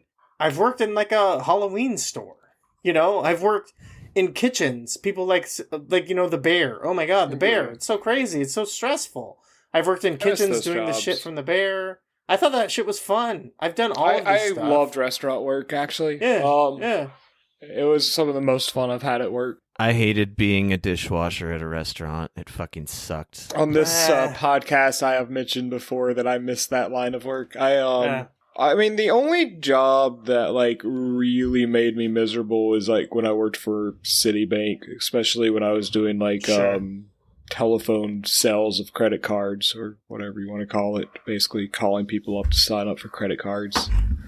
That job made me miserable, and maybe the only job that's truly stressed me out. I've had physically demanding jobs that made me, ass tired. I worked 2 summers as a brick mason assistant, and that job was hard. And my body just hurt all the time. Yeah. But it wasn't calling people up about credit cards. No, but then manual labor jobs, which I've had a few as well, and you feel sort of accomplished. You're tired, but you feel accomplished. It's not pent up stress. Working in an office environment, I think just inherently, I mean, depending on what kind of job you have. If you're a lowly person on the food chain in an office environment, Teaching feels could be stressful. stressful. Teaching's extremely stressful. Are you kidding me? Classroom management is stressful at times. Well, right, which is a big part of teaching. But yeah, even on days that I've been oh, that was a good day. It was a relatively easy one. I still feel some sort of stress. But I don't know. I'm also kind of easily stressed out sometimes as well. But It is kind of funny because me and Jason are both no stress people just naturally, and Josh is a high stress person naturally. I will give a very lame, earnest answer because I don't think I gave one yet. Well, I was earnest about the drinking thing, but let's say when I'm not doing the drinks, just vigorous exercise is the obvious answer, I suppose. But it's not that it's a thing that people know intellectually, but it's easy to just not do it. It's very easy to not exercise. And I know this is someone who's gone long periods of not really exercising at all. Yeah. But I find that it's probably the number one, or at least fastest way that's not self-destructive to get the stress out. But yeah, kind of what I was building into there is, I've had a ton of different jobs and different stress factors based on all the stuff that people say are like the most stressful thing, and I'm just very lucky because I compartmentalize my life in a way where like work doesn't exist anymore once I leave it. So anyway, it's pretty cool, Josh, because your background bleeds into your face in a way where on the camera it looks like you're like you're doing like a talking bubble, but it's the cloud. Cool. Oh yeah, it does kind of look that way. That's funny. I like that. I'll get a screenshot of that. Next, let's do another question. Yes, I just generated. I forgot. I got to check it again. 166. What question can you ask to find out the most about a person? Oh, come on. Well, the obvious one. What do you do? Okay. What question can you get? What do you think happens when we die? Yeah. Are you a football or a baseball fan? Can I see your penis? Joe Biden, great president or greatest president? So next question? This one's actually just teeing us up for a lot of good fake answers, but yeah, let's move on. Fuck that one. Number 4. Ooh, an unlucky number in Korea and China as well, I believe. Let's see. Are you usually early or late? What number is it? 4. Oh. I'm usually early. Yeah. Yeah, this question is kind of lame. Yeah. But I am honestly usually early as well. I'm pretty decent about that, but I've been late to things as well. Sure. Yeah. I've lived on the edge. It depends on the event, really, or the thing. Well, depends, right. Yeah. I'm usually early, especially if we're talking about orgasming. I'm usually early. Definitely. Can't imagine being late for that. Don't want to get my hopes up. So I can't imagine it. Right on time. Oh, like a wizard. Punctual jizzer. Oh, a wizard. Buechner. A wizard always comes exactly when he means to. Perfect. That's a perfect way to generate a new number. 72. Actually, I said I was going to write these down, and I totally did not do that. I knew you wouldn't. That's why I was like protesting about it. Anyways, I would if I just remembered. I knew that you wouldn't. Anyways, 72. Then you should have reminded me. What is the most annoying question that people ask? Okay, any of these fucking things where it's like, what's a question? A question that's asking you to tell me a question? Skip. Next one. Let's go. I agree. No. I don't think this one's bad because if you really want to answer it, fine, but you're the only one. Yeah. I'm gonna speak on behalf of a friend of mine whose legal name is Lucifer, and I always felt so bad for him anytime he had to introduce himself to anybody, because of course he has to explain his fucking name, and the story is basically like, yeah, my dad's a weird guy who really hated his very religious mother, so he named me and all my brothers after like, mythological creatures. Like I think one of his brothers' names was Leviathan. One was Mephisto. I can't. That's pretty good. I remember it, but then he just called himself Loose, and everyone would call him Loose because it does feel weird. I always think I made a point to just be like Lucifer. Hey, Lucifer. I just want to say it more. I mean, the question that actually... This was just my way into saying that I had a friend named Lucifer. It's good. And, he's a good guy. I was going to say was a good guy. He's still very much alive. I just... not. But now he's an asshole. The question that annoys me the most, honestly, is can I go to the bathroom or may I go to the bathroom? Just That's a teacher thing. It's a teacher thing. Yeah. I just...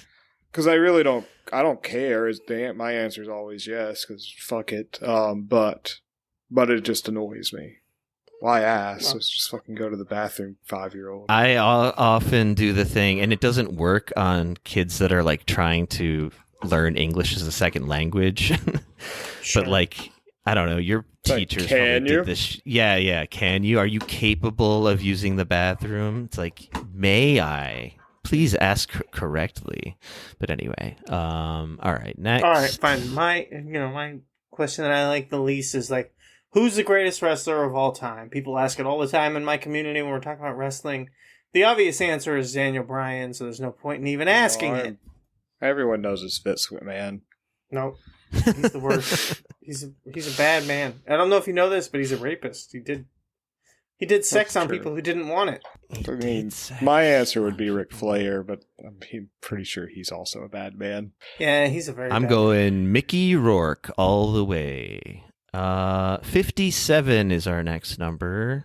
57. Okay. Jason, why don't you... What's the luckiest thing that has ever happened to you? Skip?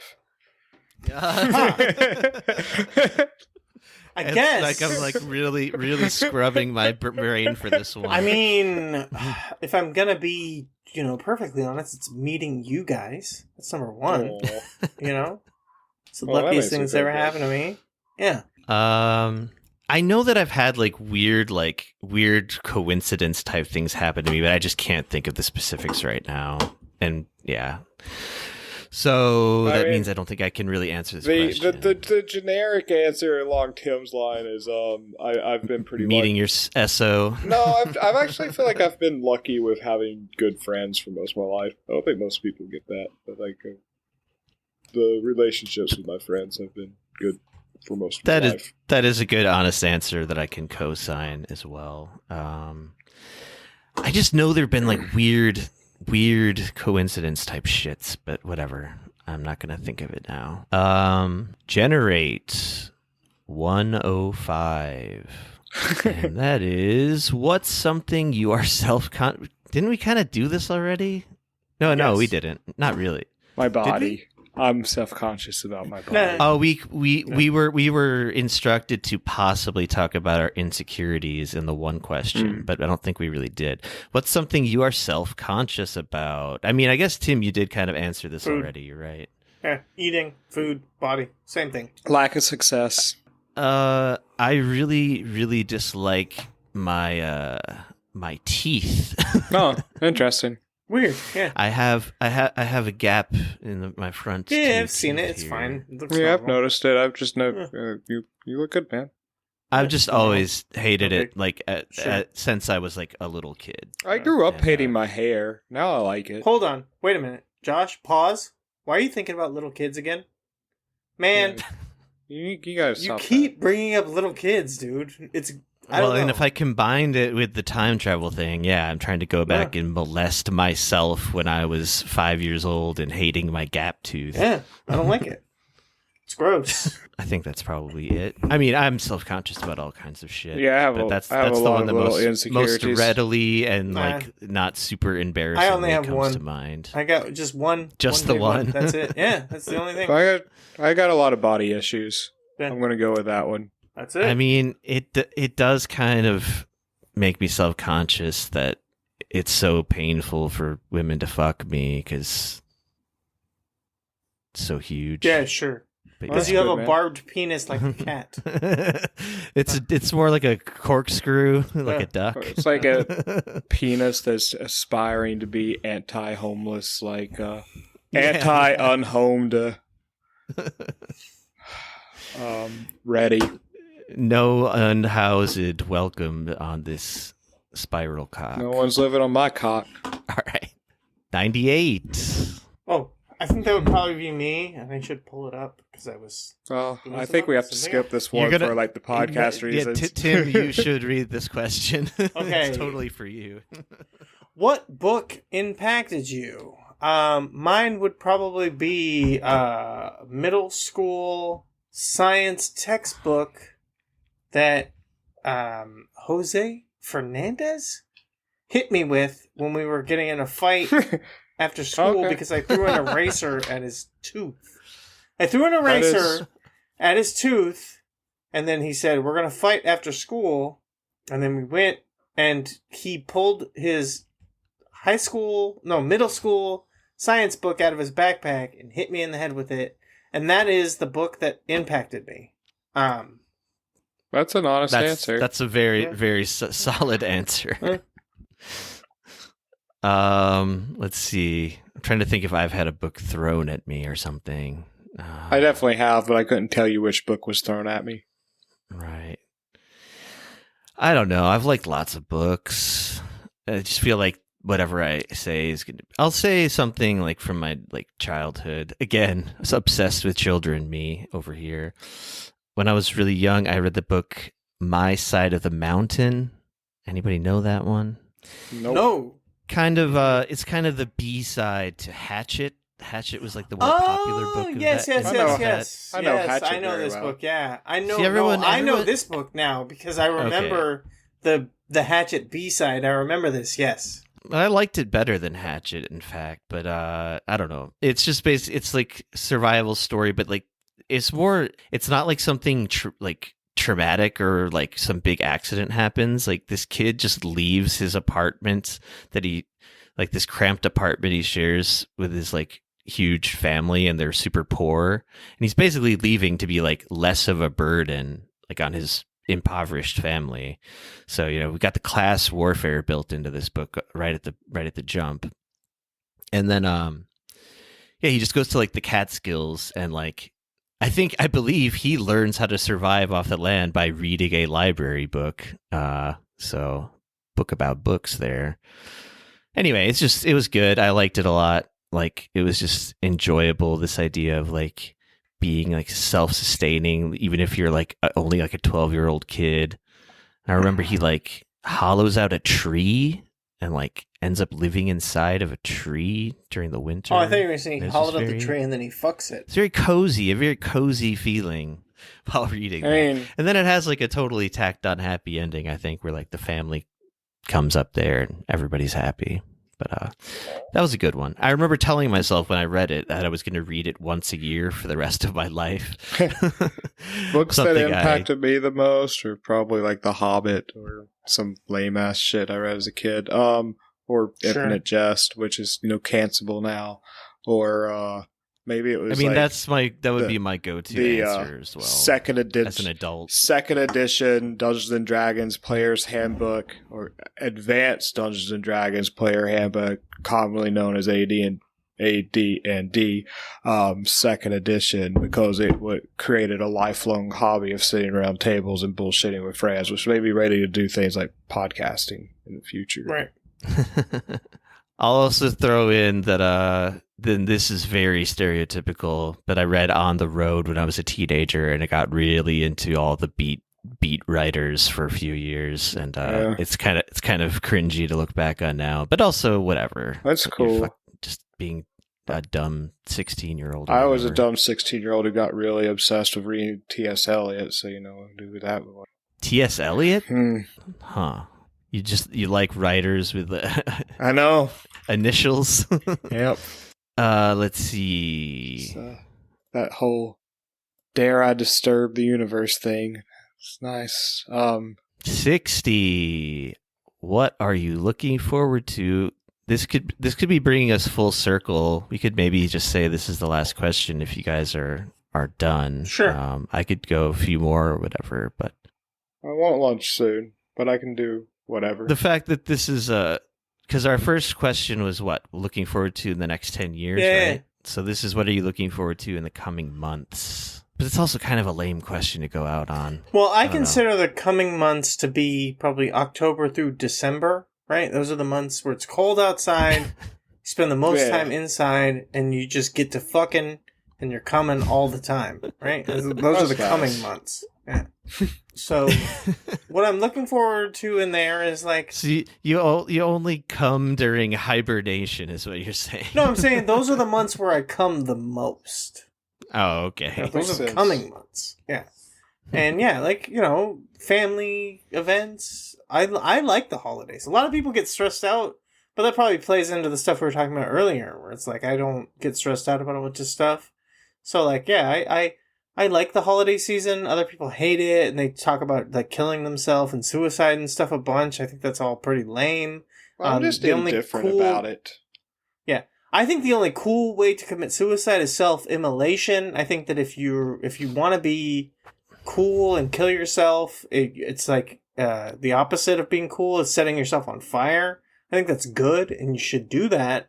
Does blowing yourself up count? Like I know that's not exactly for sure. No. Like if you just went out like in a giant bombing, like you strapped dynamite all over you and took out like a state building. Is that self-immolation too? I like it. It's not self-immolation. I like it. I think it's fun. It's not as good. It's not as good. You know, Not like as if impactful. you Well, because you don't have to go through the you don't have to intense suffer pain. through the intense fires and flames of hell incarnate on Earth, which That's is a good the point. whole point of self-immolation. Yeah, I see so what yeah. you mean. But yeah, so for me, for the coming months, I'm looking forward to Thanksgiving. I like chorizo stuffing. It's the best thing God, that's that I've ever never had it, but I want it's it now. so good. You need it. It's so good. Thanksgiving, Like, make chorizo stuffing, everyone. I miss Thanksgiving dinner. Like living here, I just never get to participate in that. And Yeah, that is one that I've not had in like 12 years or something. Now, if we're talking about just like the months that are coming up soon, I'm getting a bonus from my work. I'm excited for that. What? That's Brad. crazy. They don't mean that. They're talking they about mean the jizzing, coming man. months. They're talking about the months where you come. We're all talking about emptying our ball sacks. No. like they're going to give you bonus work to do. No, I just get bonus money. That's the best time of the year. Oh, that's rad, dude. Less work, more money. That's the time. So yeah, that's it for me in the coming months. I don't know what I'm looking forward to. I'm supposed to take my licensing test to get my American teaching license. Passing that, I'm looking forward to passing that because I've spent too much time studying for it lately. Looking forward to that being done. You're all finished with the course, though. Right? Yeah, I'm all done with the course. I just have to take the test, which being that there's really no time limit on taking the test has made it harder for me than had I just been given a deadline. Not having a deadline is real bad for me because then I'm like, I'll do that maybe sometime. And then time flies by as it does. Yep. Yeah, I hear that, brother. Accelerating time, But it stays in my head. A real shit show. It's like it is kind of the ultimate like fuck you to human beings. It's like the more you're supposed to like have your shit together like later in life or whatever is like, I don't know, time zooming by like faster and faster to the point where like, I don't know, it feels like you can't hang on to anything. Maybe that's just me. I don't think it's just me, but I'm looking forward to watching the Netflix Third Body Problem show, but I might like end up being incredibly disappointed.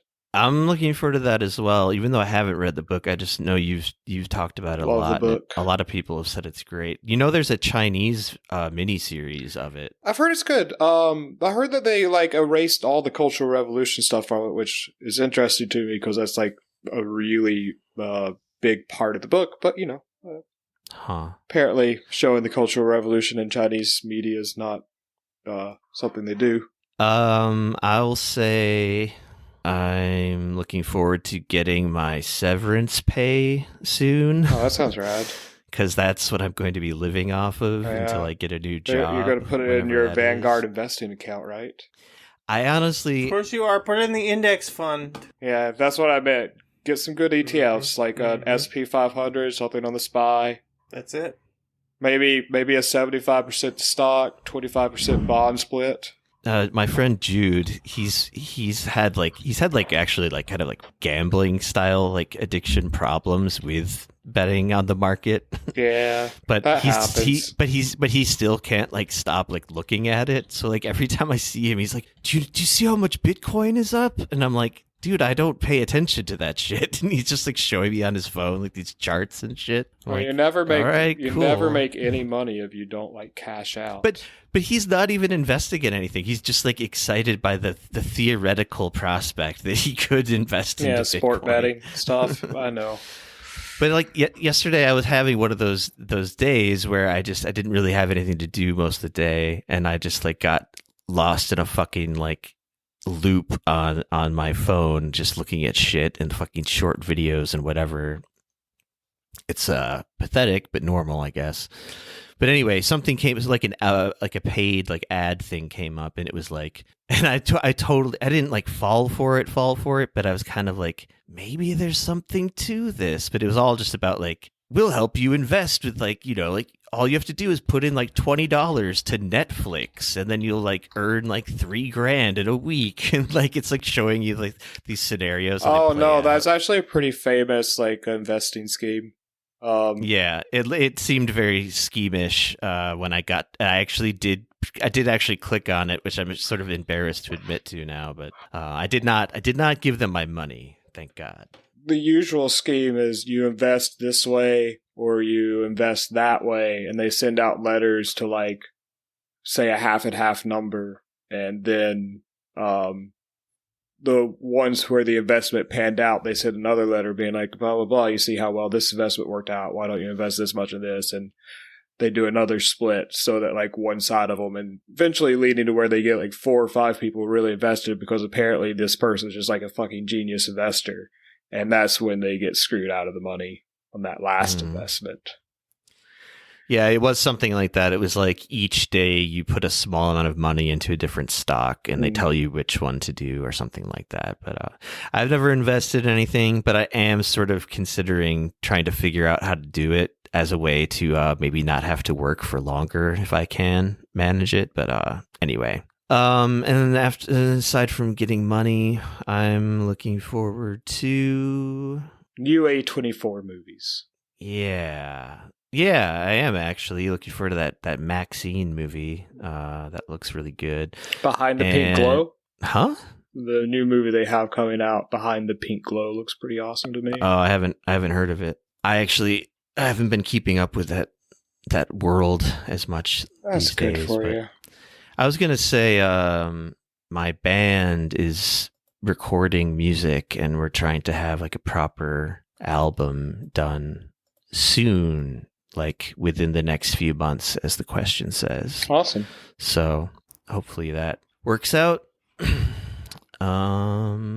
Should we call it there, guys? Yeah, I think so. Is this? I want to go buy a cheeseburger.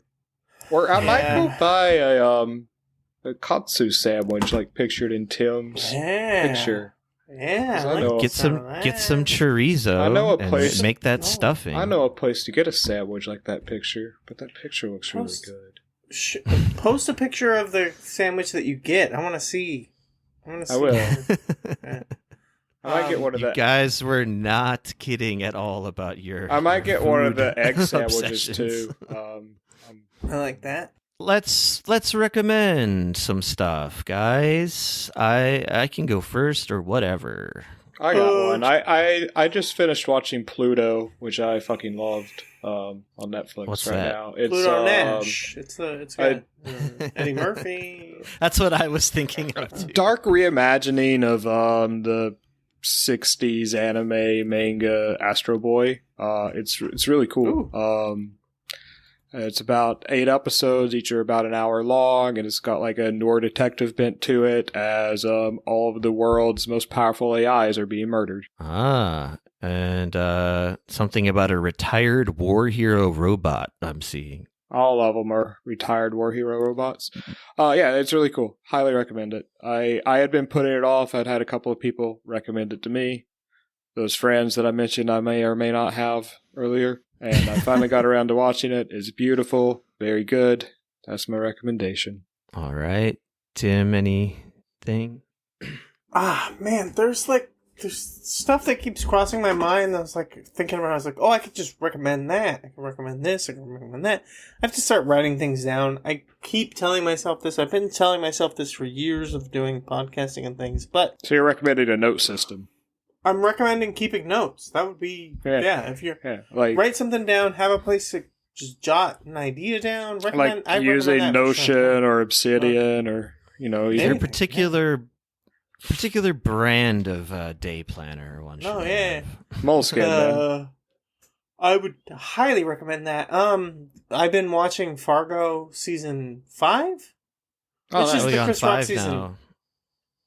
That's 4. Okay, I stopped after season 2. 4, I would recommend it. It's pretty good. I want to... Sorry, go ahead. No. Say what you're saying. That's it. I was going to say, I was thinking lately about how I'm going to go back to that one, because I've watched all of them now, and I really like Jessie Buckley, the nurse, the the murderous nurse. Very good. Character. She's very good in the show. Yeah, I like her a lot. She's awesome. Yeah, my wife keeps asking whenever. Oh God, my brain just fucking shorted out. Yeah, whenever Schwartzman is on the screen, she goes, "Why are all those Italian guys hanging out with that Jewish dude?" Every time he shows up, like, why are all the Italian guys they're hanging out with that Jewish guy? Oh, is this New York or something? I think he sells it though, if I'm remembering correctly. He's also really good in that show. Yeah, he is good. Jason Schwartzman he's one of my favorite actors of all time. He's very good. Me too. He's very good in basically anything. It doesn't matter what he's doing, he's able to make it work. Yeah. Loved that dumb detective show he was in on HBO. Oh my God. One of my favorite shows of all time. I'm real bad with names though. Bored to It's Death. him and the guy from Cheers, whose name Ted Danson. eludes me, but I fucking like that guy. Oh yeah, that show. And Galifianakis. I feel like I've recommended Zach that show before on the Galifianakis. podcast. We're going to recommend it again. Yeah. I don't think you did. I think so I did. I'll put it in there. Oh, I okay. think I recommended that before. One of my all-time favorites. Yeah. I don't think you did either. one of the best. I'm pretty good at memorizing this shit because I see it so many Yeah. My times. bad. But yes, we both recommend it. I should save it All for right. next week. But yeah. Fargo. Decent show. Board- The Chris board- Rock season that everyone hates. It's good.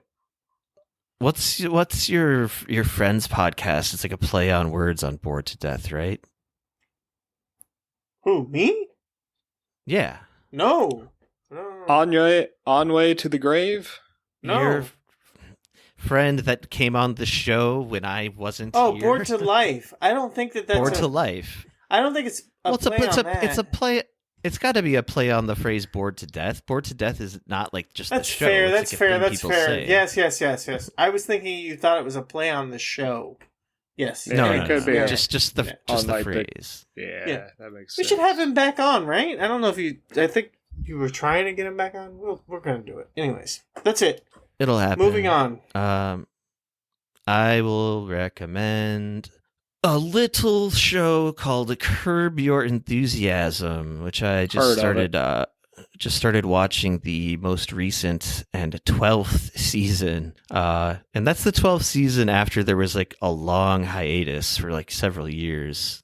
So it's been on for a long time is what I'm trying to say.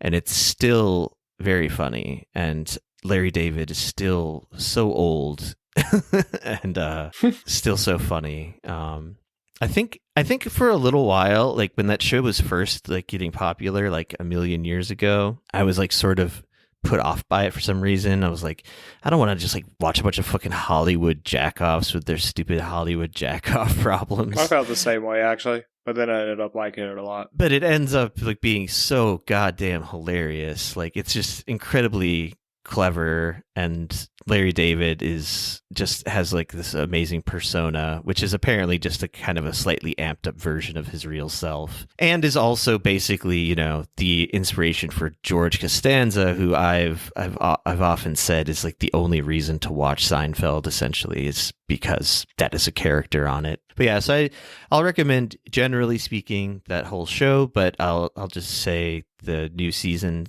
kind of just started, which I didn't know about until like 4 episodes in, so I got to just sit down and watch like 4 episodes back to back last night, which was nice. And I'll also recommend, previously mentioned, I have a band, and I just realized the other day, I was like, why I should recommend my band on my podcast like all the time, and I don't. If you're interested in other projects from Joshua, he has a band called Gory Murgy. I recommend them. They're pretty good. Googa Mooga? Yeah, they're pretty good. You should recommend them because I don't even know the name of your band, and I'm your fucking podcast co-host. I think they could be famous if they just found a good drummer. Yeah, that guy's all over the place tempo wise, but he's getting better. He's actually trying practicing every day now. No, seriously, I am actually practicing, by myself with a metronome these days. Oh, awesome. Which is something I would never have done before. But I'm not constantly drunk these days, so I have like extra time to do like other things, like practice the instrument that I play in a band. But yeah, it's called Gory Murgy. It's spelled gory like the English word, like horror movie gory, Gorymurgy. It's a Korean word. It means tail bite, kind of like Ouroboros imagery thing. I don't know. I didn't come up with it. My friend Keeman came up with the name, but I think it's a good name. It's just hard for non-Korean people to remember right away. So check the show notes. I'll have some links to like our YouTube page and all the other shit, all the other links. And I think, and of course, do not ever use Payoneer Global Incorporated. Yeah, fuck them. Fuck those assholes. They stole our money. And oh shit, we've only got 3 days, 4 days, depending on, I mean, if you're hearing this, it's probably like 2 days until March 5th. March 5th, if you're a resident of California, vote for Barack Obama Mandela for Senate. Barack, you will have to write him in, but you should write him in. Have to. A lot of people, there was a big movement for writing, there was a big writing campaign for, what was it? God damn it. Uncommitted? Uncommitted was a big writing campaign. Okay, yes, everyone take that same energy. We're going to write in Barack Obama Mandela. Write him in, folks.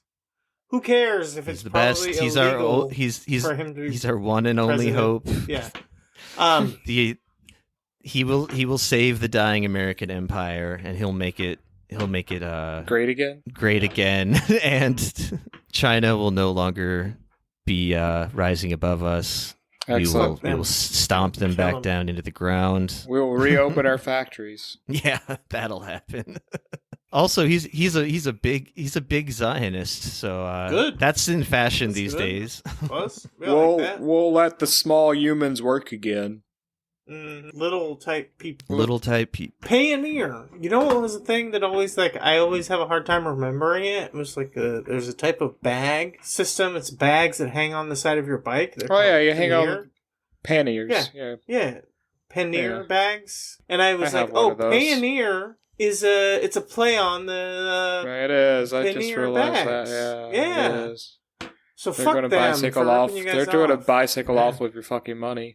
Mm-hmm. Paneer is also like a Indian cuisine, like paneer masala. Like fake cheese. They make cheese yeah, it's in the India. Cheese in the curry. Yeah, but it's not cheese. Is it not cheese? Anyway.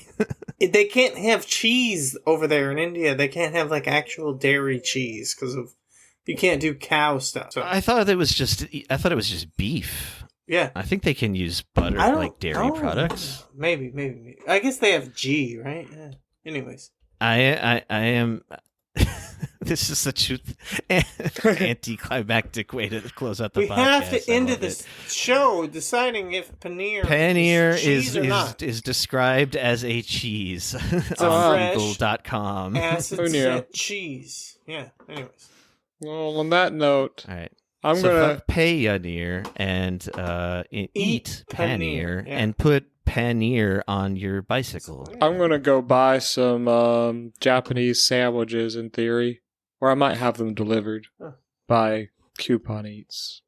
This podcast is now sponsored by Coupon Eats. Sounds good. That sounds cool. And to officially close out the ceremony, the 200th episode ceremony, as we always say here at Heat Death of the Universe, keep calm and evolve to a state of no thermodynamic free energy, and therefore be unable to sustain processes that increase entropy. .com. Bye, folks. Happy 200. Adios. Mofo. Bye. Thank you.